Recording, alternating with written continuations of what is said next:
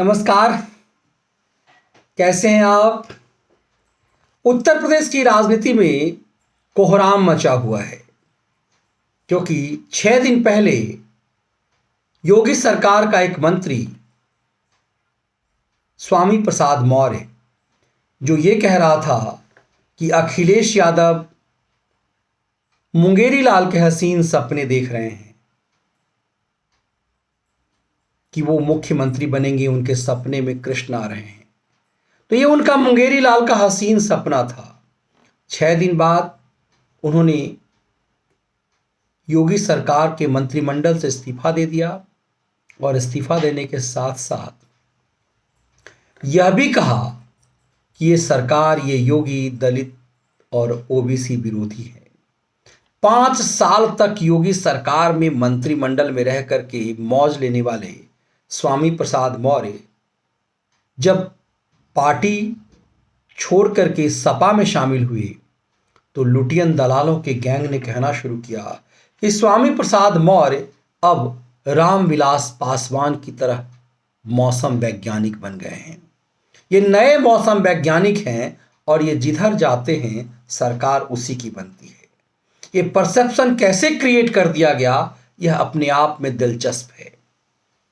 स्वामी प्रसाद मौर्य 2016 तक बसपा में थे और 2017 में सपा की सरकार 2017 तक थी।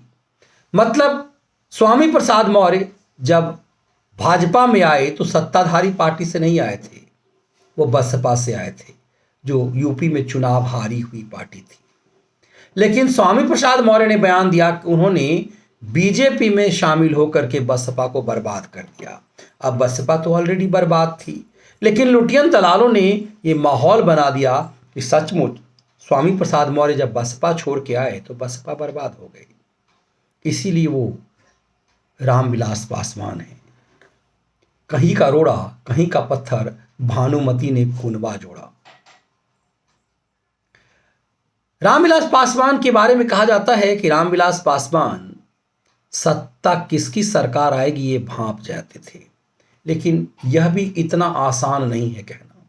रामविलास पासवान को नजदीक से जानने वाले लोग जानते हैं।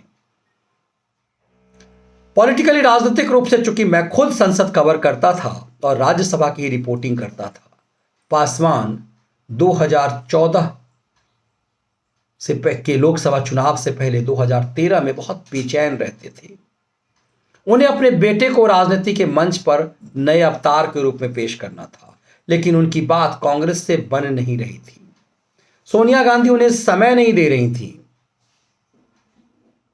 तो कहा जाता है कि रामविलास पासवान ने खुद कहा कि मुझे बीजेपी में मैं कैसे जाऊं मैं तय नहीं कर पा रहा था।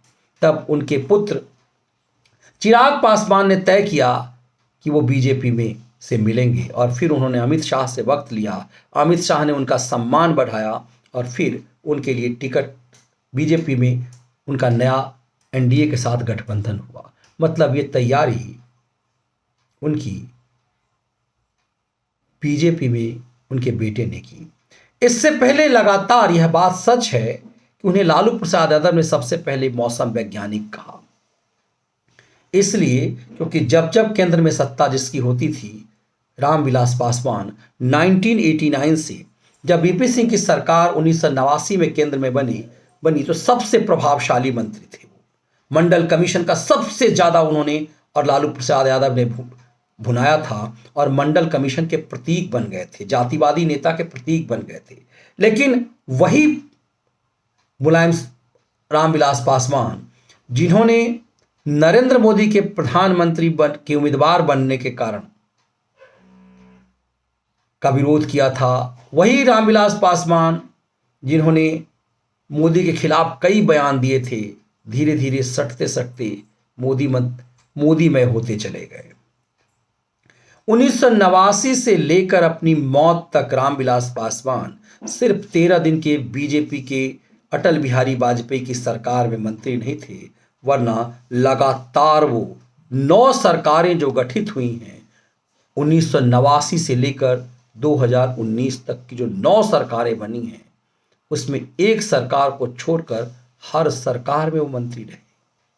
फिर स्वामी प्रसाद मौर्य से कैसे कुतर्क से तुलना की जाती है देखेंगे, तब आपको समझ में आएगा कि लुटियन दलाल कैसे कहां से कहां जोर लगाते हैं।